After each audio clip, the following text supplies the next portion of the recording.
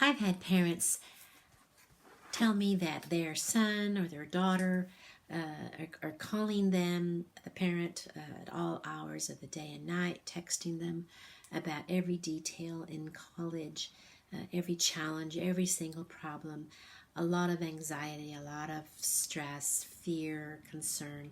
And the parent might be across the continent, on the other side of the country, while their child is away at school. And what is the parent to do? Of course, it brings a lot of concern and worry and fear that the parent is feeling for their child. So what to do? We're talking about resilience. And resilience is the capacity to navigate this scary and uncertain world with optimism and confidence. Resilience is being able to come back after adversity or after a fall. Learn from the situation and come back. Now, we're talking about the different building blocks of resilience. Resilience can be developed, cultivated. One of the building block we're going to talk about today in this video is communication. Now, communication, it acknowledges a very basic human need. The human need to be acknowledged, affirmed, and feeling loved, feeling affection. Every human being needs those things. And so does your son and your daughter. They need to be heard. They need to feel like someone is hearing them and hears what they're going through, hears what's going on the inside of them. So, there's a couple of things I want to start off with is a fantasy and a myth. A fantasy that you have all the answers, the myth that you as a parent have all the solutions. If you embrace this fantasy and myth, you're going to feel inept. You're going to feel not a capable person or a capable parent. It is not. It is a fantasy to think that you have all the solutions to every situation. On the contrary, our attitude should be an attitude of solution-minded, problem-solving. I don't know the answer right now, but I'm going to keep looking until we find a solution. Now, there are some earplugs that get in the way of being able to really hear what the speaker is telling us, whether it be our child or whether it be a friend or a loved one. And one of those earplugs is having an alarmist, having a fireman approach to a situation like, oh my gosh, it's an emergency. And you jump right in and you try to save your child and protect them from all harm and all difficulties. The other earplug that's going to prevent us from actually hearing what's being said is being uncomfortable with silence. So if we're doing all the talking, then we're not listening. So being willing to actually close our mouth and be quiet. So this is, if we can't do that, if we're uncomfortable with silence, it's going to be like earplugs in our ears. We're not going to be able to hear what is being said by the speaker. Now the third earplug in this little metaphor here is not being willing to being uncomfortable with our children's mistakes. So we want our children to learn from our own mistakes, and we don't want them to have any mistakes, and we want to protect them in that way. And in reality, mistakes are good things. Mistakes help us learn. Mistakes help us learn things about truths and principles about life that we wouldn't learn any other way if we don't actually commit the mistake and learn from it. So that's going to be an earplug that will prevent you from actually hearing when we don't let our children experience their own mistakes. Now, what we want to do is that we want to keep the ball rolling. We want to keep the communication going. And so how do you know when our children want to talk? Well, you never can tell. There's no like office hours for our children. And many times our children will be willing to talk at the most inconvenient time for us. And it's sometimes we're just going to have to stop and listen and stop whatever we're doing and prioritizing our child's need to express and verbalize. Now, that doesn't mean that you have to quit your job and just always be on standby. It's perfectly okay to tell our son or our daughter, I can't talk right now. I'm in an important meeting. I'm meeting with a client. I'm at work right now. And say something like, can I call you when I get home? Or can I call you at such and such a time when I'll be driving and in the car and I have more time to talk and listen. And then actually do it. Actually remember to call back and give your child opportunity to talk. Now, if you forget to call back, then you're communicating that whatever is going on, whatever your child has to say is not important. Now, it could be that you lost your opportunity. It could be the child won't talk anymore. That could happen. So you're going to have to just play it by ear and listen to your gut as to, do I really need to stop everything and listen, or is this okay time to say, I'll call you back later? And then don't forget to call back. Communicate how important it is to listen to your child. And then, of course, being available. The more time we spend with our children, the we increase the chances of being available when they're ready to talk. So scheduling regular time when you have regular time to be available for your children. Now there's some things that are like kryptonite to communication, to listening. One is minimizing the problem, where you're saying, that's not a big deal.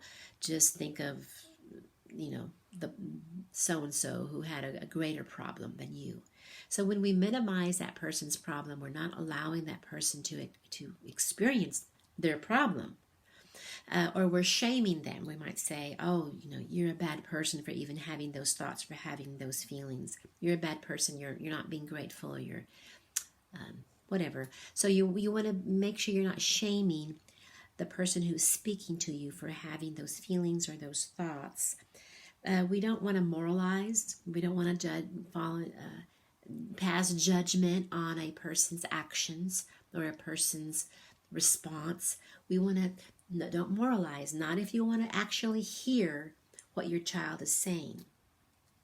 So we want to not be the judge in the black robes and passing guilt or innocence on what is being said. We don't want to catastrophize, where we say, why don't you just quit school and go become a bum?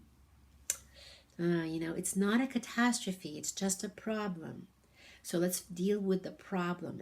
We're not being asked to deal with a worldwide catastrophe. So be cautious with catastrophizing. Now, in keeping the ball going in our conversations, we want to be comfortable with silence. And the thing with silence is that you need to be present. You need to be physically present, emotionally present, and mentally present. If you are thinking about how to solve a problem at work, or if you're thinking about how to plan the weekend road trip, then you are not mentally present with the person who's talking with you and being asked to be heard. If you are emotionally feeling, living your own problems and having an emotional response to your own problems, then you're not emotionally present for that person's expression of, or whatever it is that they're saying. Now, sometimes to keep the ball going, you can't have a face-to-face, heart-to-heart. Sometimes you have to be doing something together, like working on a project, like maybe cooking together, maybe doing yard work together, or making something together, working on a project together, cleaning the garage maybe together, or something, taking a walk together. And that is when by doing something together side by side where you're both active, that will open up the conversation and communication with your child. Now, sometimes what you say will encourage communication to keep coming. Things like, tell me more. Oh, what else happened? Oh, that sounds like it was a difficult day. You're doing a very good job of describing what happened. You're painting a very vivid picture in my mind. Is there anything else you want to say or add to this picture? So you can say these phrases that'll encourage your son or daughter to keep on talking and sharing and describing what's happening. You want to, one way to communicate, to encourage communication, is to clarify, like think something like this. This is what I think you've said, and you paraphrase what you heard. Of am I hearing this correctly? Did you just say this and this? So that's one way to clarify meaning of the words that were spoken. Now you don't want to assume that you know what they're feeling. So you're looking at your son or your child, your daughter, and you're hearing their voice, and you might think you know what they're feeling, but you might not. So one way to address that is saying something like, something similar happened to me and I felt this. Is that what you're feeling? So you're asking for clarification of what they are feeling. Not what you're feeling, but what they are feeling. Because you're listening to them. You're not asking them to listen to you. You're listening to them. This is pretty essential in communication and listening to your children. Now, one more thing before I end the video is I want you to be very aware of your body language. Your body language can communicate annoyance or hostility or discomfort or irritation, boredom. So just by the way you position your arms, crossing your arms, or drumming the table with your fingers, or jiggling your leg, up and down jiggling, or looking away, you're communicating irritation, annoyance. You wish you were somewhere else and not here. And so this is going to stop the communication between you and your son or daughter. It's essential to listen to your children. Your children need and want attention. Now, they might communicate through anger. They might communicate through indifference. They might communicate through bombshells and just drop a bombshell on you. And if they do, then it's a test to see how you respond. If you respond with anger, then you've failed the test. They won't talk to you again. They might communicate in little installments and little details and see how you react to that detail before they trust you with the next detail. They might communicate with hypothetical situations. I have a friend that, and they might be getting advice without communicating a confession.